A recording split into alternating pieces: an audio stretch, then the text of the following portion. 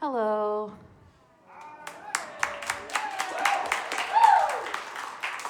Yay. Welcome to the first super live comedy show at the ZAC since all that stuff happened. Yay. Thanks so much for coming. This is benefiting one of my favorite organizations in Missoula, other than the ZAC. We also like, it's our two favorites. It's BASE, yay! And if you don't know about BASE, definitely look it up at basemissoula.org, but it's an all abilities community that is totally rad. They have all sorts of events, classes, opportunities. It's also just a place to hang out, and it's really sweet. So we have 6 comedians for you tonight, and we're just gonna get started with that, right? I'll tell you a few things. I'm just gonna talk for a few minutes, and then we'll get to it. I don't know if you saw me limping my way up here, but I survived 15 months of the pandemic, and then I got my 2 vaccines. Did everybody here get their shots? Yes. And then I patiently waited for 2 weeks, and then I went out into the world, and I broke my foot on the very first night. Yeah. And they were like 6 to 8 weeks of back in your house. So that was good. Yeah, I kept on reading about how, re-entering the world was going to be rough for everybody, but I was not expecting to have to go to the hospital. Oh, that was a surprise. Yeah, you've broken your foot when you're at the doctor and they take the x-ray out and they show it to you, and he just goes over all of the parts of your foot that look really good first. Like, wow, your metatarsals are really strong and beautiful in this area. Your talus looks perfect. I'm like, I don't think we're gonna do this with all the bones, are we? We're not. No, it's fucked up. You can't walk. There you go. Yeah. It took me 2 days to go to the hospital after I broke my foot, because I was like, what are they gonna do about it? Turns out a lot of stuff. Doctors know how to fix your broken foot, and you shouldn't just sit in bed in great pain. Bad pandemic. I'm one of the pandemic divorces. Anyone else get divorced? Silence. Good job, everybody. Good job. You're better than me. Everyone assumes when they hear I got pandemic divorced that what happened is that I got locked in the house with my husband 24 hours a day, and we just discovered that we couldn't stand each other. But that's not what happened at all. What happened is we got locked in our house 24 hours a day together, and we discovered that, we had time to do all the divorce paperwork finally. Just a lot of time. Some people did jigsaw puzzles. I just filed a lot of things. That worked out. Now I'm doing a lot of pandemic dating, which is really weird. Everybody on Tinder just lists that they've gotten vaccinated now as part of their profile. It's like the #1 hottest thing that you can list. Like, men write that they've been vaccinated before lying about their height is how important it is. And I jumped right on the train. Like, I put it first, and then I decided to list all of my other vaccines. It's like, hi, I'm Sarah. Yeah, I'm vaccinated. I'm against whooping cough, rubella, most strains of HPV. Are you hard yet? Yeah. Dating during the pandemic, it's hard. I think it's mostly, the thing that's hardest is that, 600,000 Americans died during the pandemic, right? Like, how are you supposed to focus on anything except that, like, some of those people were probably cute and single? You know? Like, the only thing that makes me feel better is that probably some of my competition died too, leveling the playing field. It's good. I got a new dress. It's a new dress. Thanks. It has pockets.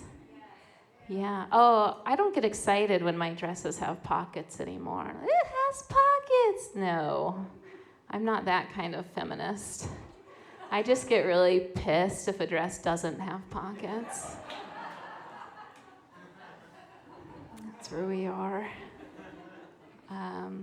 I have a really, really, really old dog. He's 13 and a half, and he eats special food. He's clicked over into that category. The food that he eats at the grocery store is called Vibrant Maturity. Yeah, as if dogs can read and are easily offended. We did not have to call it Vibrant Maturity. We could have just called it Almost Dead Dog Food. It would be fine. The puppy food is called puppy food. Vibrant Maturity. What else we got here? To change the rules of bowling, I think that the best thing that you should be able to do in bowling is to get 9 out of 10 pens down instead of all 10. Wouldn't that be more fun? Like harder? You're just not throwing the ball down there. This isn't a joke. I just really want to get this idea to as many people as possible about how we should change bowling. Oh, okay. I got a new job recently, and that's been really, really great. Job searching is the worst thing on the planet. I have never in my whole life read an entire job description without thinking like, sounds like an awful lot of work.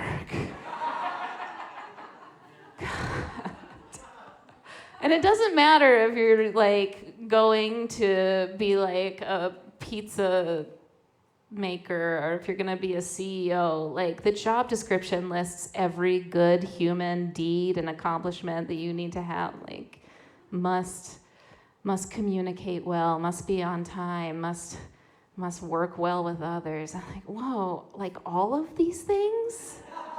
All of them? Oh my God. I'm just gonna live on the streets. That's not good. I got a Facebook request by someone named Greg Normal. Nice try, Greg. Yeah, we all know that's not real, right? You just told me a lot about yourself, Greg. And you know what kind of guy it is. I mean, I say Greg Normal, and every woman identified person in here knows what his Facebook profile looks like. It's like taken from down here. Like you can just see up his nose into his brain. It's just his like upper part of his face and a ceiling fan back there. And I think I figured it out. I think that you can tell who is sexist by their selfies. People who take shitty selfies are sexist. And there's reasoning behind this. You know, I think that these men are used to being consumers. They consume women, they consume other people, and they're not used to being consumed. So they never think about how they look. They never think about what their selfie looks like or that they should look normal, right? Yeah. And I think it's the same thing with dick pics. You know, I wish I had a dick. I really do. I wish I had a dick so that I could, take dick pics. Because they are wasted upon men. They really are. So many wonderful opportunities. And I'm just like, what appendage is that? Like, what It's just terrible. And it's people like Greg Normal doing it. It's the type of people who tell you to smile on the street, right? Like they care about how you look and not how they look. Like every time someone tells me to smile on the street, I want to be like, okay, I'll smile, but you have to listen to my 3 tips about, and here's a nose hair trimmer, okay? Let's figure this out. All right, are you ready for your first comedian? Yay, good. Hooray! Our first comedian has been doing it for a few years. He's absolutely hilarious. You can also catch him June 10th doing a longer set at Ten Spoon Winery. That show starts at 6:30. Please welcome Austin Valley.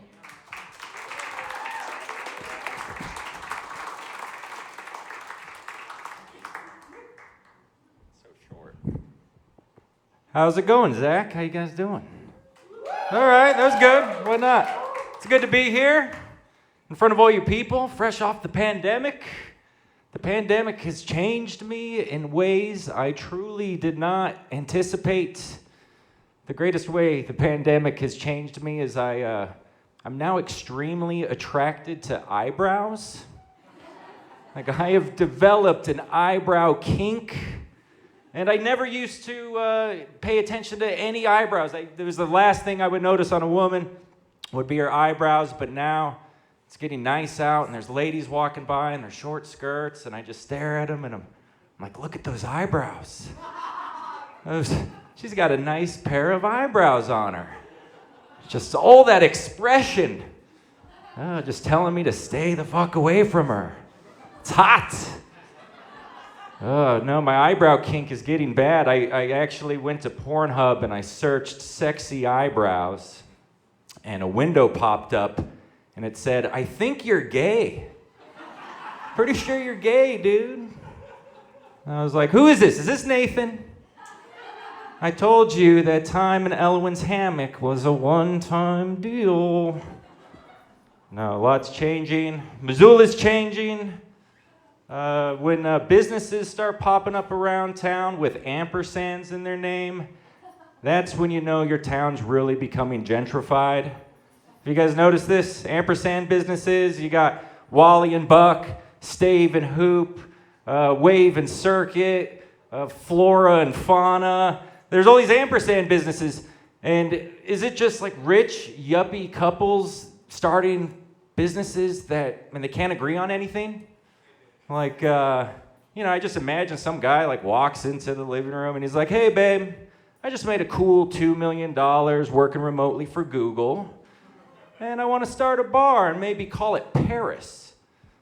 And she's like, oh, that's a great idea, honey, but I'm kind of partial to the name Hollow. And he's like, well, tell you what, since we're a perfect couple because we fuck every night on a giant pile of cash, we'll compromise. We'll name it Paris and Hollow.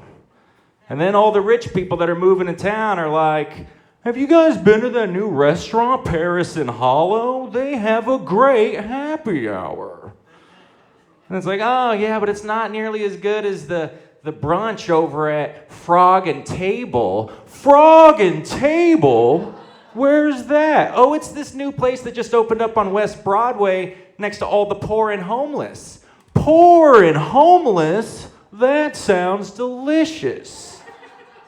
No, dear. Poor and homeless isn't the name of a restaurant. It's just the name of the people who grew up in this town and actually work in the valley. Oh, well, it sounds like someplace I want to go. No, it's getting bad. It's getting bad out there. I used to just lay awake at night listening to true crime podcasts, upsetting stories about serial killers that keep me up at night, and now I just doom scroll through articles about Missoula's housing crisis. That or whatever evil shit Greg Gianforte's up to. Oh, I hate that guy. I'm imagining that one day I'm just gonna go to my news feed and there's gonna be an article that reads Greg Gianforte has just killed Iris the Osprey simply because she brought momentary glimpses of joy into people's lives. Greg Gianforte has caught Monty the Bear in a live neck snare He's going to fly down from the Yellowstone Club in his private helicopter, put him out of his misery in 2 days. So if you get the chance, pay your respects to Monty. Greg thought it was a dog. He's an idiot. No, billionaires, rich people. I'm the jaded. I've been poor my entire life, and I'm just finally getting to like lower middle class, and then the bar gets raised. And so I don't like rich people. I don't like billionaires. Especially hate billionaires. I do enjoy a billionaire wedding. We just had one. Or a billionaire wedding, a billionaire divorce. Let me back that one up. I enjoy a billionaire divorce more than a wedding because a billionaire divorce is like the American equivalent of a royal wedding. Everyone gets excited when they hear about it. It's in the tabloids. People start to speculate, like, oh, maybe I can sleep with a billionaire, finally achieve the American dream. That's the new American dream, fucking a billionaire. The American dream that only Eastern European supermodels get to experience. And or some children. Ooh, yeah, ugh, bad joke. Greg Gianforte looks like he watches child porn, though. Not porn with children in it. That's gross.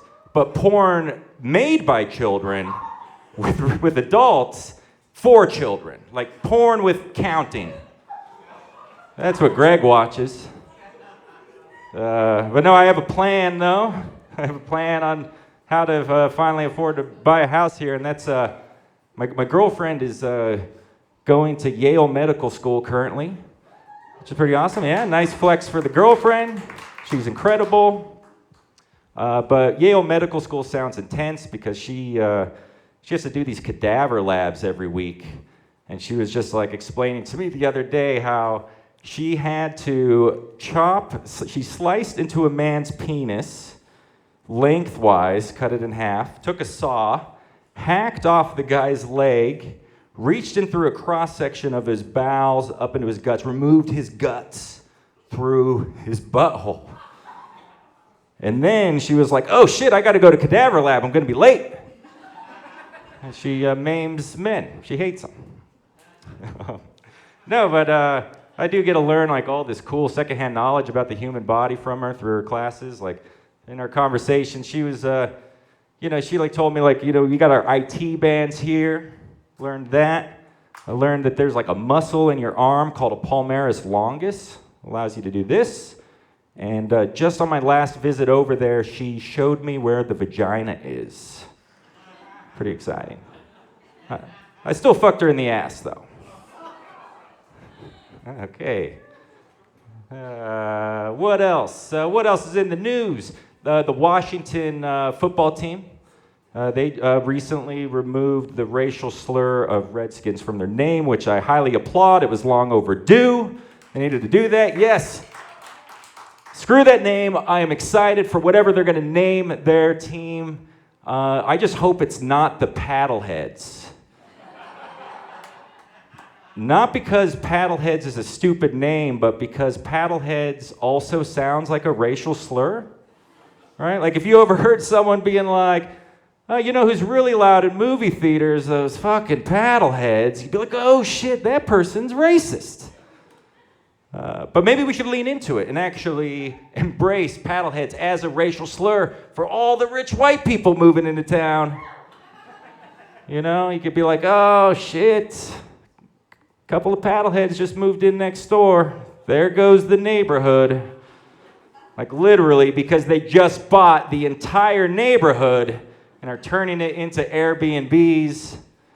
But at least they opened up a cool coffee shop named Paris and Hollow. They have a great happy hour. Anyways, thank you everybody. My name is Austin Valley. Peace and love. Coming up next, you have a very great comedian. Give it up for Carol Forey, everyone.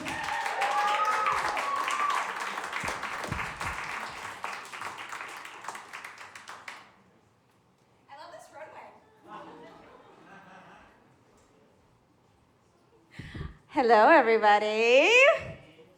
Woo! Give it up some noise. Come on. You are out. You are all about. I love it. I am Carol. I know a lot of people don't expect me when they hear the name Carol, right? Everybody has an aunt or a grandmother named Carol. They tell me that all the time. Not usually wearing a crop top, right? I'm a preschool teacher here in Missoula. But before I wanted to be a preschool teacher, I wanted to be a food critic. And my name was going to be, for my food show name, it was going to be Carol Puts America in Her Mouth. Don't Google that. You might see your Nana doing something they shouldn't, right? Because y'all have a Nana, Carol. Through the quarantine, I'm actually an engaged quarantine, not a divorce quarantine. Yes, thank you. Thank you. I tried really hard for that. I didn't. I just had this guy's baby, and so he had to. My parents pressured him into it, so, which is good. I'm very happy. We had a very honest proposal, as I would say. I woke up on my birthday, okay, with him looming over me because he was so goddamn nervous. He just wanted to get it out of the way. And he brought me into the backyard with my baby on my hip and proposed there. No coffee on my birthday. What a white male thing to do. I mean, the only thing I could think of to give you on your birthday is myself. Honestly, I think he just forgot it was my fucking birthday. Let's be honest. So it was very honest. It was very much like, this is the rest of your life. Do you want to do it? And I was like, fuck it. Let's do it. Right? Why not? With that, yeah, I have a toddler. So even if I bomb and it's silent, I'm fucking calling it as a win. Right? My tits are out. I've had a few drinks. I'm having a great time. I'm sorry if you're not, but I am. So I do understand white women decor, you know, like where everything's labeled, live, laugh, love. Because I live that fucking life, and I get it, and I need the fucking reminders, you know? Joanna Gaines, she has her big thing of, mason jars that are labeled with everything. I fucking get that, because my fucking dude doesn't know where anything fucking is. That shit's for Chip. That ain't for her. This is fucking laundry. This is fucking butter. Get it fucking right. Right? Where's this? It's right there. It's fucking labeled, okay? I get it. My husband, or husband-to-be, I like to call him my husband, so when I spend his money, it doesn't feel so guilty on me. But my husband-to-be, he's 9 years older than I am. So, and like I said before, age is just a number, because he doesn't know what the fuck's going on either. Like, I seriously have to help him with every fucking thing. I have to be, like, telepathic. I have to be like, he's like, where's my sunglasses and hat? And I have to be like, it's on the dryer on the right-hand side. Ugh! And I get, like, worn out. And then after that, I'm like, just give me some money to buy a new crop top. So, yes. Sometimes, like the live, laugh, love sign, I get that. I definitely do. I know that a lot of people are, get rid of it, whatever. But sometimes I need that reminder, because sometimes I want to drive to the Caribbean, fucking sell my ring, and dive for pearls for money and do acid on the beach with a guy named Samuel. So I'm okay with that. And I hear one little laugh, and I know she's in the same boat with me. We're going to drive our vans off a fucking cliff. Okay? So let us have our goddamn signs. All right? I wish it was more of a time where, life was a little bit simpler. You titty fucked a guy and that was it. That's love right there. If you let a guy titty fuck you, I mean, that's love, okay? That does nothing for us, all right? That is chafed sternum, and you're looking up at a man who looks like gargoyled on top of you. That's not love. I mean, for them anyways. I feel like there should be something similar for women, like, parrot fucking, which is where they get on your shoulder. Because we don't have that. You guys have titty fucking, we have nothing. Titty fucking does nothing for us. That is just a gift we give. Okay? We have nothing similar. All right? I know, talking about titty fucking, that just makes me think of my memoirs. And I said memoirs because there was a lot of men. One of my favorite stories of men that I dated is I went and we went back to my place, because I had a place. And that was my own. And I was like, okay, just you settle down. I'm going to go to the bathroom. I'm going to freshen up. And girls, we all know what freshen up is, right? We go in there, we give ourselves a little whore bath. We're like, splish splash, a little dry with the toilet paper, right? And I come back out and I'm, in my mood. And I'm given a little show of what's going to happen next. I do a little turnaround, right? And then his face changes. He's like, what? And I'm like, and he goes, there's something in your butt. Now, I'm a good time, and so I was like, not yet. Okay? I'm a good time, okay? And he was like, no, seriously, there's something in your butt. And so I go to reach around. There is a flag of toilet paper just wedged in those cheeks, just like a tail, like a happy little puppy, just waiting for what's next. That was a good one. He didn't call me back. I mean, we obviously fucked, but never called back. There's another guy, one thing about sex is that the dirty talk, that's something that I'm personally not into, but I do because I'm a giving lover, okay? As you guys can see, I'm a giving person, okay? And so I'm into it. I pretend I'm into it. And this guy, basically, we're going at it, and he goes, whose dick is that?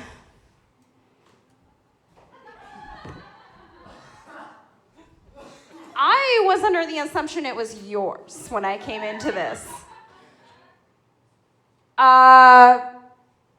And I did what any good woman would do. I claimed that dick as my own, right? I took it into my home. I gave it some food, a little place to sleep, okay? I said it was mine. So I said it was my dick, I loved it for that moment. So I have a dick now, and I deserve a pay raise, okay? Right? I deserve to walk at street at night without my keys clenched in my fists, right? Everyone's like, the males are like, what? What are you talking about? Yes, but now I'm getting married, and so I have to give that life away. I know you guys are like, well, okay, yes, it's not as sad as it sounds, but I do love my life. Like I said, having a toddler and a husband, which is so weird to say, but I do have a Live Life Love sign in my house, and I'm not taking it down because I need that reminder, and some of you might need that as well. So. Thank you for staying for my TED Talk, and you guys have a great night, and I'm going to introduce Erin Jules, who's also going to make you laugh for the evening. All right, thank you guys. Bye.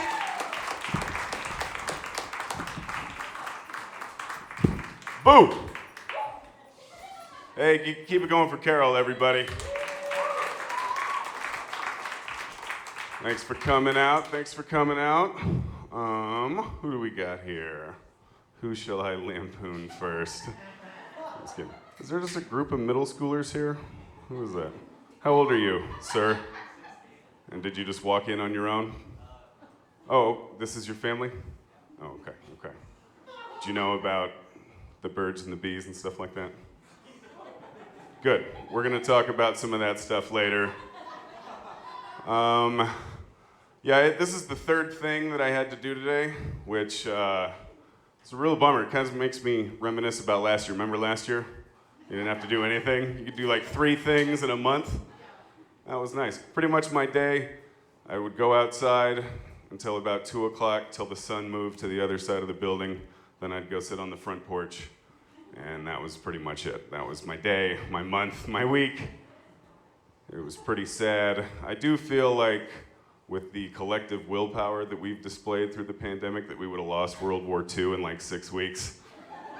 These assholes thinking it's some kind of burden to do X, Y, and Z. No, we would have lost quick. Half the ships would have sunk on the way over. The other half, I don't know, mowed down by the Germans probably. No, it is sad. After a summer of race riots and quarantining with my family and stuff, I put my kids on the bus for the first day of school. Me and the wife went and bought a gun right away. Figured it was about time. We got any gun owners in the house? I'm looking at this table back here. You guys got an arsenal between that table, I bet. They are ready to go. I have no idea what I bought. It's in a safe in the back of my closet. There's a bunch of like suitcases and stuff in front of it. I don't know the combination. There's this like auxiliary key that I need that's in the garage. I've never shot it, so I don't know if it works. The ammo's still wrapped up. I hope if there was a burglar or something, he'd give me like 7 to 8 minutes to get ready. And then it worked. It might not work. It might have a flag pop out of it, like a joke. But that was my disaster prep. That and a case of water. So I had 2 days worth of water and a gun that may or may not work in case society collapsed. Don't come to my house looking for help, people. No, it was sad. By the end of it, I didn't even care about Amber Alerts anymore. Just like, oh no, someone's trapped somewhere they don't want to be with people they don't want to be with. How sad. Play a different song. Play that Dua Lipa song. I like that Dua Lipa song. Anyone seen the video for Watermelon Sugar by Harry Styles? No? My kids wanted to watch that, and they're like, what does watermelon sugar mean? I'm like, well, it's about cunnilingus, apparently, eating pussy. It's not what I said. I had to hold that in, because they're not old enough. Be like, I think it's about eating watermelon with 24 loose supermodels on the beach. Apparently. It's Harry Styles' life. I've seen The Perfect Titties. Probably a sexual memory I probably shouldn't talk about, but we're already halfway there. So let's go for it. No, I close my eyes, there they are. I can't unsee them. As a straight man, we've all seen our favorite pair. We could probably pull them up in the memory bank pretty quick. But the problem with this memory is it's like 20 years old now. She was 15 then, she's 15 now. I'm starting to wonder when I'm gonna get uncomfortable with this memory. I don't think it's gonna happen.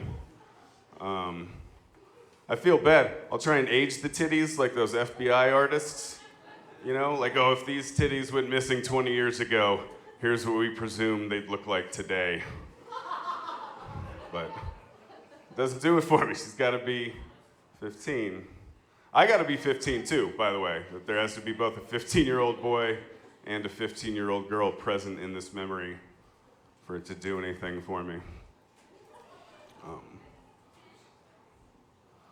I did watch a lot of Disney movies over the quarantine.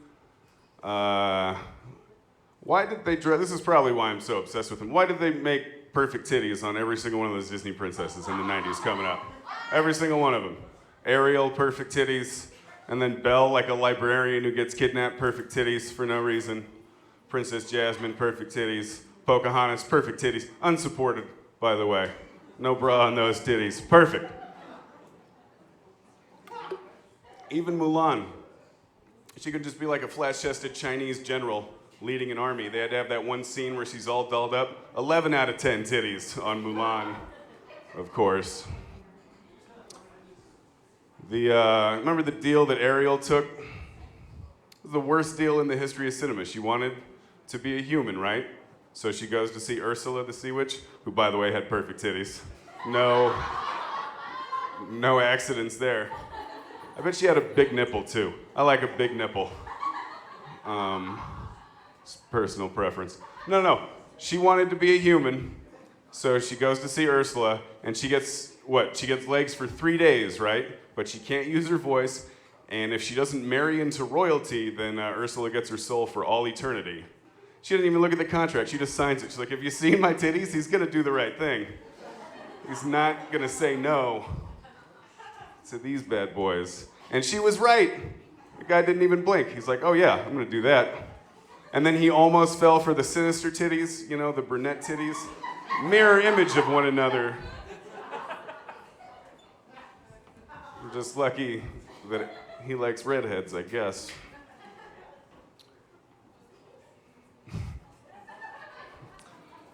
You guys ever worry about when we discover immortality? All these people who we've stacked up like 17 life sentences on, they're all gonna be out in 400 years? Huh? Never thought you'd worry about the Green River Killer again, did ya? We're gonna have to start stacking eternities up on top of people. Excuse me, are you talking to me? Oh, no, don't, yeah. Are you asking her to sit down? Or what's going on back here? Okay. I don't know anything about the Green River. I just picked it up. He's a serial killer, I believe. No. Next joke? Next joke. No, John Wayne Gacy. This guy I know a little bit about, all right? No. The first time that he ever killed someone, it was an accident. He thought that he was being attacked. He managed to wrestle a knife out of somewhere, killed the guy. He also came in his pants, which is an unfortunate thing to know about yourself. I don't know which of those two things would occupy more of your headspace, that there's a dead 16-year-old in your crawl space, or that if you put another one down there, you could probably get off, right? That's what starts the cycle. Killing kids and getting off. You ever go to jerk off and your laptop's only at 93%? You're like, nah, I don't want to risk it.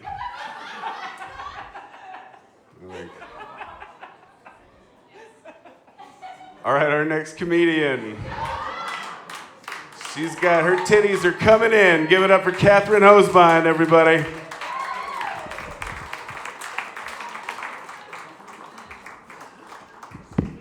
Catherine to the stage. Catherine Hosebine, everybody. Hey, keep it going for Catherine. Everyone. It was in the mic stand. Now I'm just going to sit here and talk awkwardly while you prepare. Do you need your fan? Okay, here we go. Catherine Hosebine. Thanks.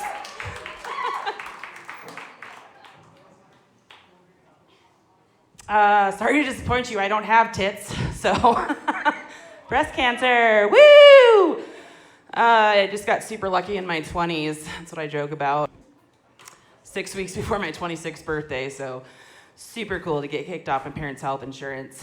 But you guys don't know about that, because we all live in Missoula and we all have daddy's money or have a really good job. My dad's dead, so don't get that.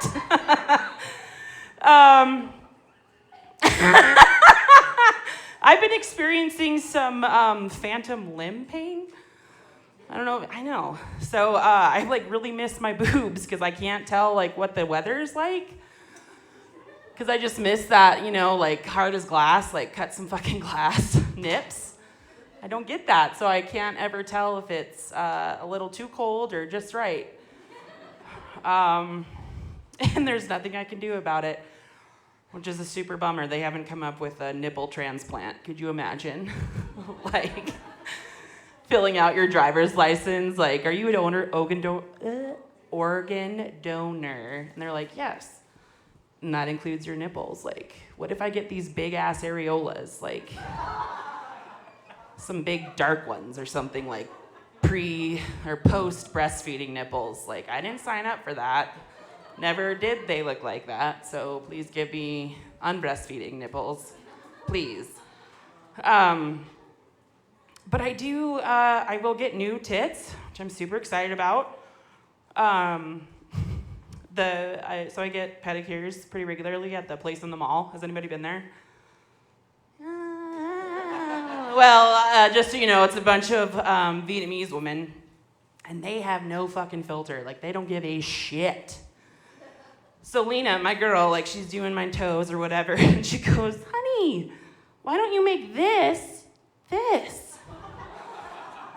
So pretty much she's telling me I'm fat. I was like, bitch, I know, girl, I know. Like, trust me. This body has been changing, okay? But they can do that, you guys. I get to do that. It's called a deep flap. So I get a tummy tuck and tits, and insurance pays for it. Woo! I'm so excited to earn my pearl necklace. Right now, I could just do a back tat or a brooch, or whatever your mood floats. Did anybody in here actually get COVID? Did you? My girl, yes, me too. It's like, I'm so glad I'm another goddamn statistic. Like, fucking sign me up. Like, every fucking one. Cancer, check. COVID, check. Cancer again, check. My body, I feel like my immune system is like a World War II vet with dementia. Because he goes out real strong in the beginning and like protects me and keeps me safe and keeps the cancer inside. I didn't die, obviously, from COVID, so I'm pretty happy about that. You guys aren't. I need a water break, because these lights are hot as fuck, and it's hot today. You're doing great. Thanks. I don't know you, but thank you so much. My mom's not here, so. System.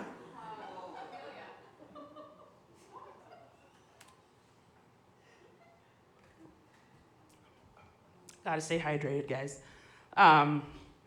Speaking of my mom, I don't know if you've ever experienced this, but I gave my mom like an old purse, and she found a fucking rolled up dollar bill. Anybody know what that is? I have no idea where that came from. What are you talking about? Why is there white substance on that? I don't know where that came from, Mom. I'm so sorry. So that's when we had to talk about, she's like, well, what did you do? Like, what do you do with that? Because, like, granted, my mom's, like, 64, like, she's gonna graduate. She's gonna retire and get Social Security. We are not, us millennials. We're just gonna work for it and then fucking die. Homeless, probably. Yep. I'm really looking forward to it. No, but it's like so funny because my mom has no idea about like drugs and shit, and I'm really not super proud of the drugs I have done. So we just didn't. I was like, we're not going to talk about that. So she'd never get to find out what white substance it was. But I was pretty fucking stupid when I was little. Like, kids are just dumb in general. Like, and don't get me wrong, I'm sure these fucking moms are like, my child's an angel and a genius. Yeah, Karen, I'm sure they are, but like, they still shit themselves. They still pee themselves. Like, whatever. I mean, we do it as adults. We do it as kids. Everybody's fine. Everybody's the same. But as a child, I grew up with a single mom. Also, I just realized that I call cheddar cheese orange cheese. I'm 33 years old. You know, I was like at a barbecue, and I was like, would you like some orange cheese on your cheeseburger? And they're like, orange cheese? I was like, yeah, orange cheese. Like, poor people's cheese. What do you want? Like, Gruyere or whatever the fuck you say it is. I don't know. No, but kids are stupid. And so we were at Ben Franklin's. Does anybody remember Ben Franklin's? So awesome. Like, it was like you could get candy and art supplies and all this shit. But my mom, I wanted a candy bar. Did Catherine get the candy bar? And granted, I was skinny back then, guys. All right? She wasn't just withholding sugar from me because I'm fat right now. But she didn't buy it for me. But you want to know what I did? I stole it. And then when we got home, I don't know where I put it, but obviously it had melted. So I ate it, and I got fucking chocolate all over my face. And I go out for dinner time, and my mom, obviously I didn't look in the mirror, because why would I do that? Catherine, what is all over your face? I have no idea what you're talking about. And she goes, did you steal the candy bar from Ben Franklin's? No, why would you say that? Oh, because you have chocolate all over your face. Oh. So she caught me, because fucking moms do. And you want to know what she made me do? She fucking walked my ass back to Ben Franklin, and I had to apologize to the owner because I grew up in a fucking small town. Yep, where if you take a fucking shit, it makes the front page of the paper. So, apologize, and I have never stolen again. Pretty sure. Sober Catherine and drunk Catherine are two different people, so sober Catherine has not stolen. So back to my mom. So like this whole COVID thing was crazy. I moved back home because I live with a 55-year-old guy that's been married 5 times, twice to the same woman. So if I was gonna die, I'd rather die with my mom. But so my brother lives in Minneapolis, and like, you know, there's some big shit that went down there this summer. And my mom goes, do you know what your brother is doing twice a day? He is going outside and checking the sidewalks for IUDs.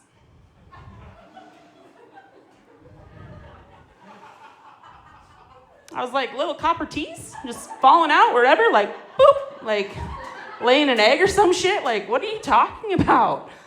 You know what I'm talking about, IUDs. I was like, I think you mean IEDs. Independent explosive device. I think I said that right? Anybody in the military in here? Proud to, I know. I think, or what is it? Improvise. Thank you. Thank you so much. I think it would be kind of funny to like go to the recruiting place and see if they would take me.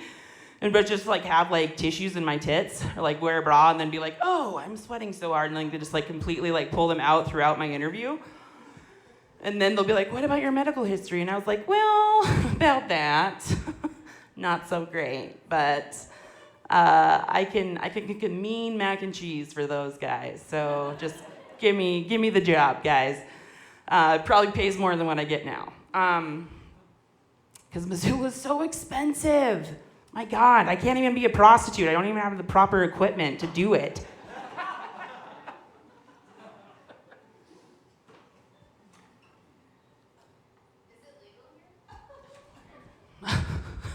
Why would you ask me that? Yeah, you can just fucking go down to fucking Stocks O'Clock or the Sadlander, pick one up. We've all been to Stocks O'Clock, right? Like, you're just fucking shit canned and just show up.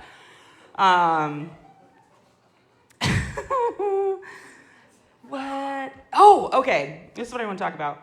So before I lost all my hair, like from my first cancer, I donated. Who the fuck would want my eggs? Are you kidding me? I harvested. That's what they call it. So I got like 7 eggs from 25-year-old Catherine. So if I ever, want to make a child, I just need an oven and some sperm. Because I don't have those at the moment, that you can make a baby. But then I was looking, so it's like $385 for my year of eggs, okay? But do you know how much you can get for sperm, guys? Like, your 5 minutes, maybe 30 seconds of fun can make you a lot of money. If you are over 6 foot, blonde hair and blue eyes, like it's like a Hitler mobile in where I store my eggs, but I think it's like $250 a pop. You're looking at, what is it, like 3 times a day? Like, I don't even know. Like, I don't have a dick, but if I did, I'd be pumping them out. That's some good money. But then, like, you have to deal with, like, 18 years later, fucking, like, Timmy knocks on the door. I'm your child. Like, no, you're not. No. But, let's see. What? Dun, dun, dun, dun. Oh, okay, that's what. Is anybody in the... here on their third date? All right, this guy right here is. No, Michael, but if we were on our third date, do you want to know what my roommate told me? We can fuck. It's been a while for me. Probably not for you, because you're just a little stud muffin, but that's what he told me. That's what my roommate said. And you want to know how he found out? The fucking internet. Because that tells you the whole truth, like the absolute truth, nothing but the truth. And I was like, are you fucking kidding me? Like,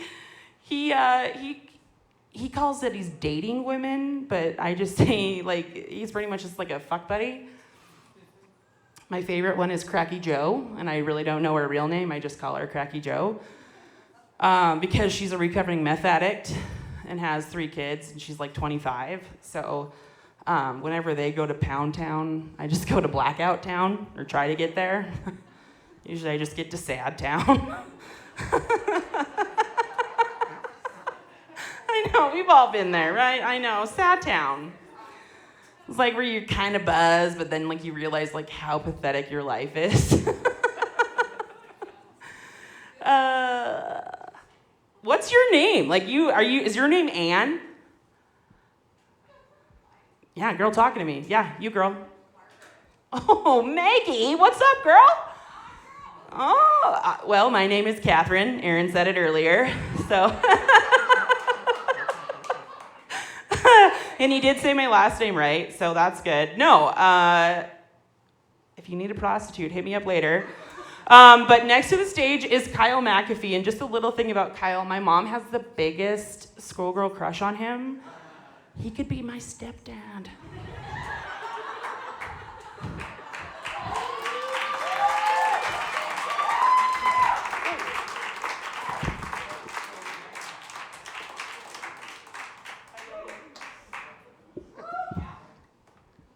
Keep it going for Catherine.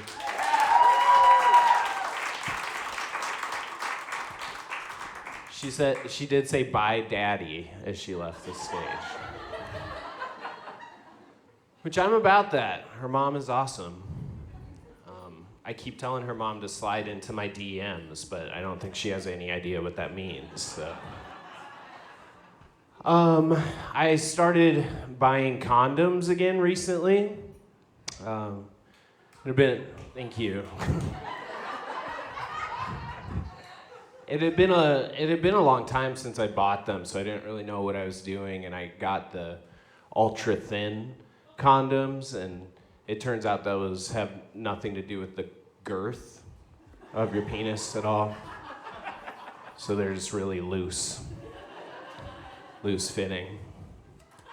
It's a small penis joke. Good way to start. I have a child. I'm a dad. Okay. Yeah. Not super enthusiastic. They're like, he could be a shitty dad. We actually just recently took my daughter to the doctor, and she was diagnosed with perfect childitis, which makes sense because when she was smaller, she got beautiful baby syndrome. And we are waiting for some test results, but I'm pretty sure she has love of my life disease and AIDS. Also, forgot to mention that. My daughter's older now, she's 6, and I do miss some things about her being a baby, but the one thing I really don't miss about her being a baby is clipping her fingernails, which is impossible to clip a baby's fingernails. So she only has 3 fingers now, but it's less to clip, so that worked out. Anyway, what else? Also something I miss about my child being younger, when she was pre-verbal, it was really great because I could kind of teach her the world through words and kind of make up my own terms for things. Like she one day wondered when she was really little what sap was on a tree. And I was just like, oh, that's tree's blood. And I started calling forks danger spoons. and white people were just known as demons when she was little. But now she's verbal and she's got a good vocabulary. The other day we were sitting in the living room and she turned to me and she was like, "Dad, can you pass the fucking pen?" I was like, "It's pass the fucking pen, please, sweetie, in this house." But I love my daughter. She's the greatest thing that's ever happened to me. Like, there's that cliche where, you know, when you have a child, it's like the first time you feel like I would die for this person, but it's totally true. And I'd never felt like that before about anyone. Like, I think maybe in a relationship in my 20s, I might have told a woman like, "Oh, babe, I would die for you." But I think I did not mean that at all. I think I just meant I'd be sort of sad if you died. But I would die for my child. Like if the two of us were in the freezing cold, I would slice myself open so she could crawl inside like a tauntaun in Empire Strikes Back. If it was just the two of us, if there were other people, we'd just slice them open and we both crawl inside.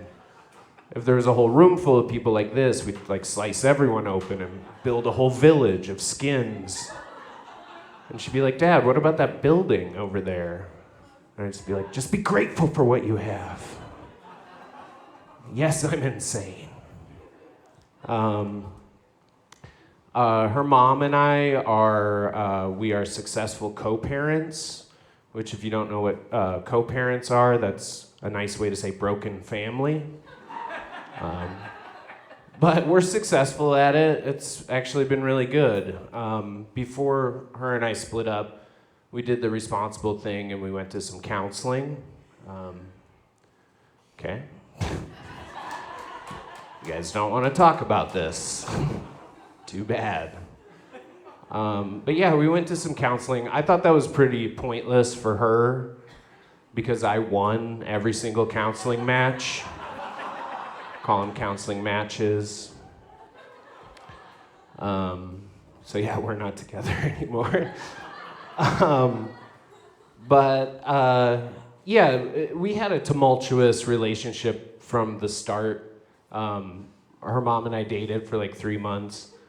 Actually, my daughter's at home watching the live stream of this right now. So, hey, Charlotte. This is why your parents aren't together. Love ya. No, but when her mom and I started dating, we dated for 3 months, and then she broke up with me and got back together with her ex-boyfriend. And yeah, exactly, dude. You get it. I am right. No, that's so insane. Anyway, so yeah, then she left her ex-boyfriend and got back together with me, and a month later we were pregnant. It was a very short amount of time, but because in between her ex-boyfriend and me, she did have her period once. So if I know science, that kid is mine. But I was thinking, like, the only way the kid is not mine is if somehow a sperm, like, survived inside of her. But that sperm would have to be, like, really hardcore because it survived a period, like a blood storm, right? So I just imagine, like, this sperm in some, like, corner of her vaginal walls or however vaginas work. And the sperm's all, like, got a broken tail and covered in blood and fashioning a shiv out of a part of an old diaphragm. And then my, like, stoned sperm comes around the corner and is just like, hoo. And the Rambo sperm just grabs onto that sperm, like with the knife against that sperm's throat as it goes to the egg. And right before it gets to the egg, just splits that sperm's throat open, jumps in, like says something like, "Live free or die." You know, that's the only way that kid is not mine. But she came out and she had the same like glazed, very stoned look that I generally have, and so I was confident it was okay. My my girlfriend is at home now explaining that joke to my daughter. So, no, I'll leave you guys with this. My daughter recently got an imaginary friend. Yeah, and I was really excited about her having an imaginary friend. I was like, cool, she's exploring like all these realms of imagination and imaginative play. It's gonna be awesome. Until she started like excluding me from everything. Like she was having a tea party the other day by herself. And I went up and I was like, cool, can I join your tea party? And she was like, you weren't invited. It was just me and Polish, which is the name of her imaginary friend. This stupid fucking name. And I was like, okay, cool. So my solution was I went out into the backyard and I just started digging a hole. And she came out and she's like, Dad, what are you doing? I was like, oh, sweetie, I have the worst news. Polish was playing in the street and was run over by an imaginary car and didn't actually die right away, was suffering in the street, and I had to go out there and snap his imaginary neck. And she started crying, you know, of course. And I was like, no, it's okay, we're gonna have a funeral later that'll be really beautiful. Did you get the invitation to the funeral? And she was like, no, I was like, oh, I think I have it right here. If you had invited me to that fucking tea party, none of this would have happened. None of this. Anyway, I think that's all I have. Are you guys ready for your headliner? Awesome. This comic always makes me giggle and laugh. The wonderful Maddie Halland.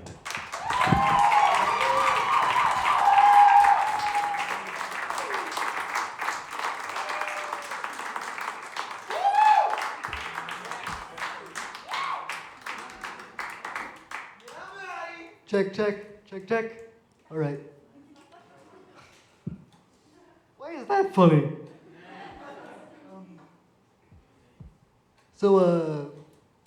I know what I look like right now, especially underneath these lights. I kind of look like a cherry tomato that fell behind the stove and came out covered in hair with a BA in philosophy. And I don't have a BA in philosophy. I just have all of the pretensions of someone who does.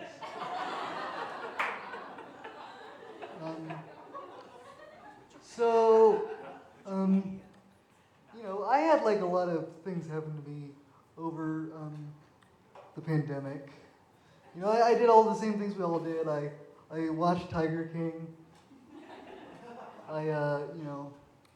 I made sourdough. I've done way too many Zoom meetings. I questioned my gender identity and sexual relations to the rest of the human consciousness. And yoga was pretty fun too. I came out as non-binary this year. Thank you. And I am I love being a part of the LGBTQ plus community, but I feel like we need to be a bit more creative when it comes to like names of stuff. Like when I came out, I have a lot of nieces and nephews. They have been traumatized by tonight, probably. Over there. And I was looking up what they should call me, because they can't call me Uncle anymore.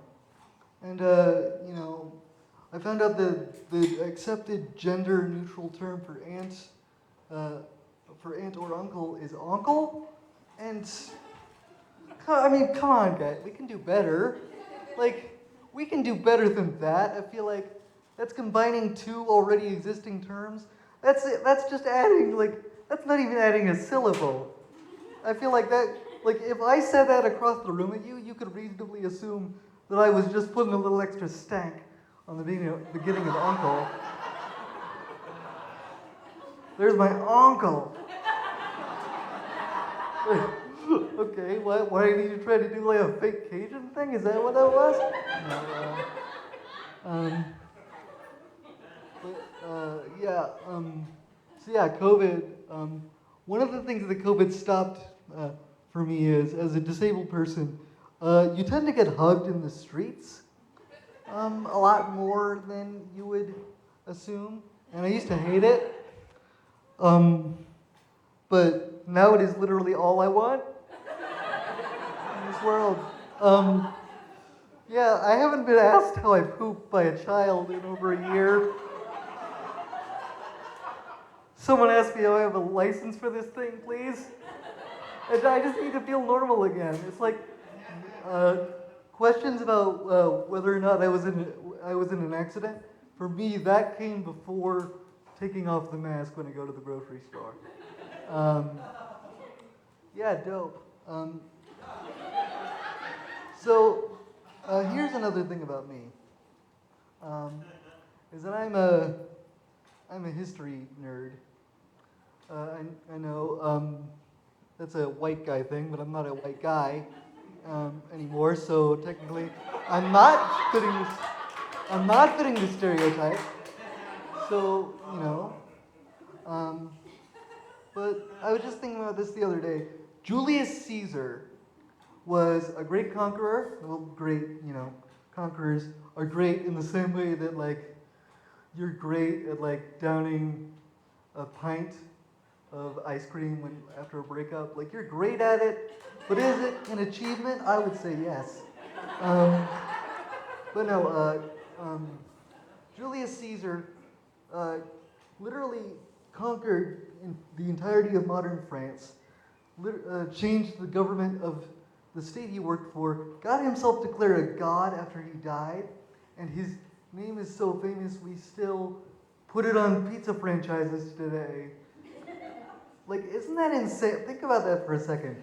A guy whose name, and I'm not making this up, is the root word for king in at least 5 languages. That guy also means crazy bread and affordable pizza. Which, I mean, I feel like that wasn't my fault. That was that was your fault. I feel like that gives me hope that all of the dickwads who put their names on buildings everywhere, we know where they're going to end up in like 2,000 years at least. So, like, I have a feeling that, like, Jeff Bezos, once he finally does snap and try to declare himself the king of Amazonia on the moon or whatever, in like 200 years he'll be like the name of like a sunglass place in the mall, and that's like fitted, like just desserts, in my book. So I grew up in a rather large family. That's our whole like little enclave right there. And one thing about growing up in a large family when you're disabled is they talk to you in ways that would get other people's necks broken in public. Like, I have a very distinct memory of being in middle school and my older brother, like making a crack up my chair. Like I said, I would love to stand at your side during graduation. And he said, I'm sure you would love to. And then a shoe hit his head. And this person, who I don't know their whole deal, they might have had a disabled relative, but I feel like opening a conversation about what is cool and what is not cool in terms of like disability relations, like, I mean, I'm with you, but it don't really begin with a shoe to the head. Does it? I mean, maybe it does. I think that's how we should begin all like debate shows on cable news now too. Like, if someone wants to make a stupid point, they have to tank a stiletto to the temple. And if they can still make a point after that, that proves that they are good enough at speaking.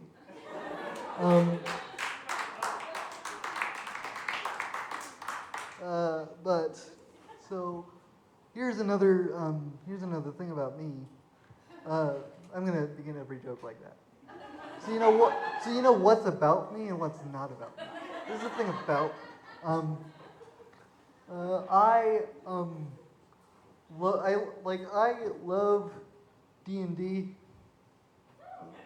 Like it's the worst. No, because what it is just making up stories about math, essentially, because it's just rolling dice and determining outcomes like that. And it was the last bit of nerdiness that I resisted. And I feel like that coincided really well with my coming out as bisexual and non-binary, because coming to terms with yourself as a D&D nerd is very similar to coming to terms with yourself as a bisexual or non-binary person. You start to look at dice, and you're like, oh, those are cute. Those are fun. And then you hold a couple of dice in your hand. And then you feel how they feel, the weight of them, and you feel the things they make you feel inside. And then as you drop the last bit of pride in yourself, as you become a D&D nerd, you pick up the pride you need to be a queer person in this world. It's pretty much that. Also, just as much debating about names and labels in D&D. I am a disability advocate. I feel like I should disclose.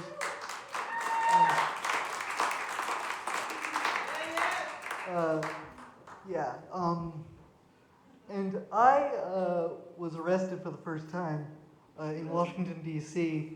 2 years ago.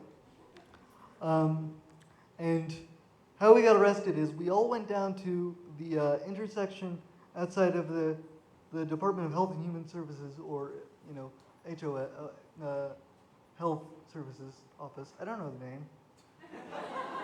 Are you gonna ask me? Do you want to know the name? It's I feel like you've been asking questions. I mean, you can ask me the name. I can look it up right now. We sat outside for 3 hours in the baking sun, shouting slogans, and at the end of it, the chief of police comes up and one by one asks for our IDs, and then if we refuse to leave, he arrests us, and we all get herded into this one area. And I eventually, my turn comes up, and I get arrested.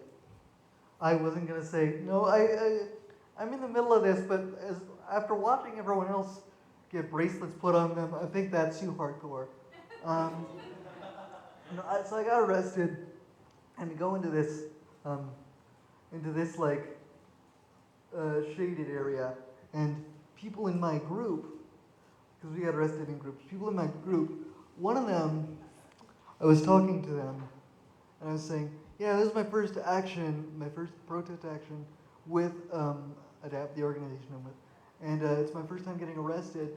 What was your first action like? And they were like, I welded my chair to a bus. So it's that kind of fucking deflated my,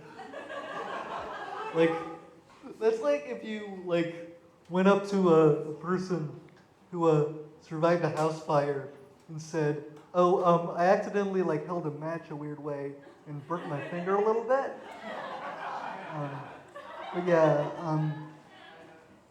Disability history is not taught in schools because it would make everyone else's history feel bad. like disabled people occupied the California state capitol for 30 days, over 30 days. Mike's judging me if I get any of these facts wrong. Google it.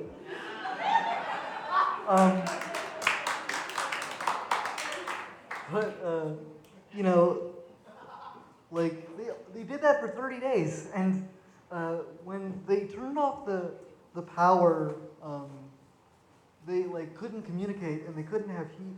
So disabled people would get the deaf and hard of hearing people to sign out the windows and on the roof to see what people needed. Like they messaged in code, and like, screw your cherry tree. Like, I can't tell a lie. That's not. Did you like guerrilla warfare, like advocacy? No, you didn't. I'm going to recommend something. Okay, just so you know, this is about me also. Keeping the system consistent. I'm going to give you some advice. If you ever want to feel confident, bold, really willing to put yourself out there in the world, walk around with a bag of piss on your leg.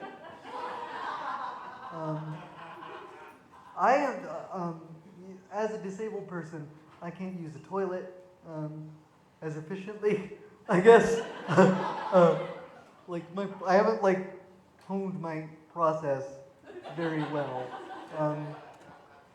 So I use a leg bag. And you know what is great when you are in DC and you're getting patted down to go into Greg Gianforte's office is to look in a police officer's eye as he touches a bag of your warm pee and try to explain it like, okay, this is not a bag of liquid explosive. You just yelled at me kind of weird, and that kind of, I got scared. That is my version of like a dog showing you its belly. Like, this is how you know I will not be engaging in any combat today. I am very non-combative. I really am very non-combative. I avoid conflict as much as possible, which is not going to be easy tonight, probably, coming home.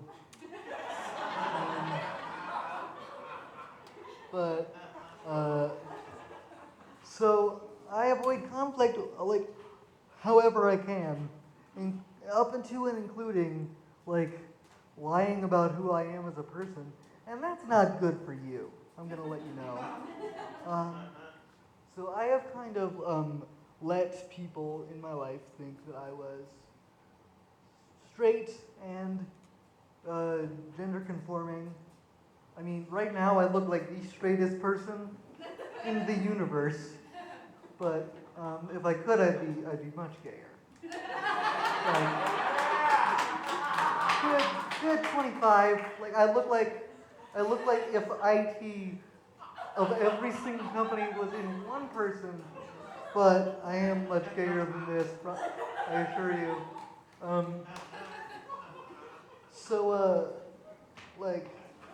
One thing I want to leave you guys with tonight is if you ever feel like you might need to hide who you are, just think about like all of the effort, all of the lying would take. Because it's not the lying, it's the effort in the lying that gets me more often than not. So like if people would like just really easily accept that I was like straight or a dude, I would not do it. I would lie so easily because I will do anything to avoid any sort of labor. up to and including like, faking being in a wheelchair for 23 years. Easier than you'd think. You all bought, no, I didn't fake that. What else? That's great when you hear a comedian say what else, because it really tells you that they did not think it through. Which I did not think it through. So I have this phenomena that goes on in my life. This is also about me. Where I tend to assume people are into my interests. I try to explain the lore of Middle Earth, because are you ready for this? This is going to shock you to your cores. I'm into Lord of the Rings too. I know, because you thought, okay, they're into D&D, but surely not Lord of the Rings. No, Lord of the Rings is very basic level. I tried to explain the concept of Lord of the Rings while a person was trying to explain that they can't really have a conversation about the One Ring with my pants off in their doctor's office. That's not a thing that doctors are trained to do, but I think they should be, right? I think every doctor, when you get your degree, you should get the diploma, you should get the pin, you should get the coat, the stethoscope, and the Silmarillion. That's just for that is literally just for you. And I guess you two do. I'm going to leave you with one longer story.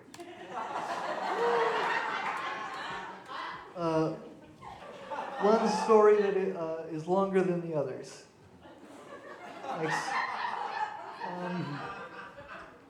It is the story of how it is the story of how it has taken me 6 months to apply for a job I am already currently doing.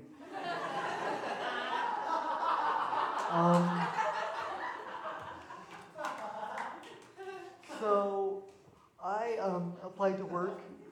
I have been working with Base. Base. You know the thing. Since I got out of high school, and I dropped out of college. That's appropriate. I dropped out of college, couldn't do it, and I started working with Base, and they really taught me what it truly means to care for someone, even though you're going through some stuff. And this is the part where it gets less fun for a second. You guys, hold in there, because I am going to say a funny thing. That's how jokes work.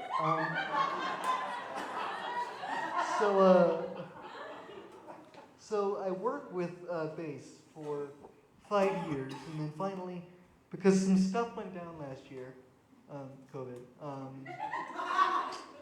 I decided I can't really afford not to get paid to do anything anymore.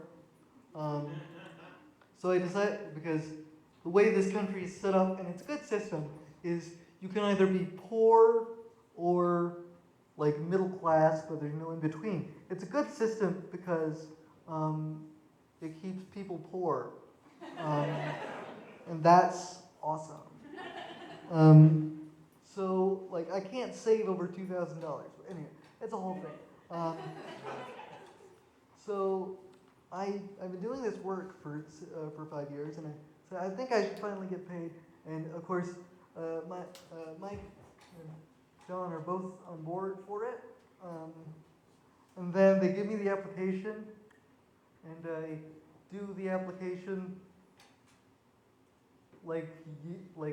2 days ago, and they gave this to me in February. And it's literally like a decision where like dignity, human dignity, is being able to work and make the world a better place while making yourself better. I feel like that is a part of what America is supposed to be. And it has never been for a lot of people. Again, there'll be funny parts.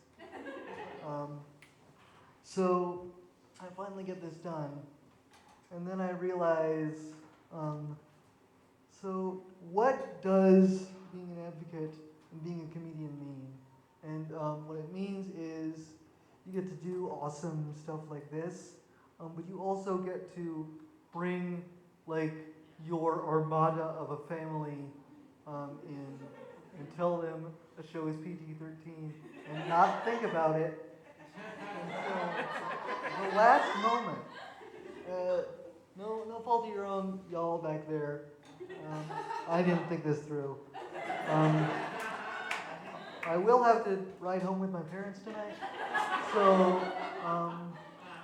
like, I guess, like, when they find my body, make sure at least part of the face looks good. So I'm going to leave you with one last thing. One final thing. If any of you actually try to hug me, I know I said I wanted to be hugged by strangers. Any of you try that crap, once we get out of here, I will go Professor X on you so fast. And I just really want dumb people to start believing that all people in wheelchairs are Professor X. Because I feel like next time I get on a bus and someone takes up 3 seats, like laying out, and they're like, they have no reason for it, and they're being a dick to the driver, I can just go and make them think, are they melting my brain right now? Too bad there wasn't much there to begin with. Oh, I'm mean, I'm sorry. Happy Pride, y'all. Yeah. That's me.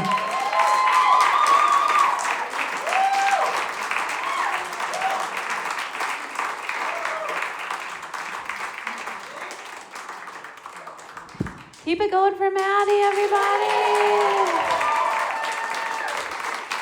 Keep it going. And keep it going for bass as well. We're supporting bass tonight, but feel free to donate some more. You can donate online and whatever. We'll be back in July.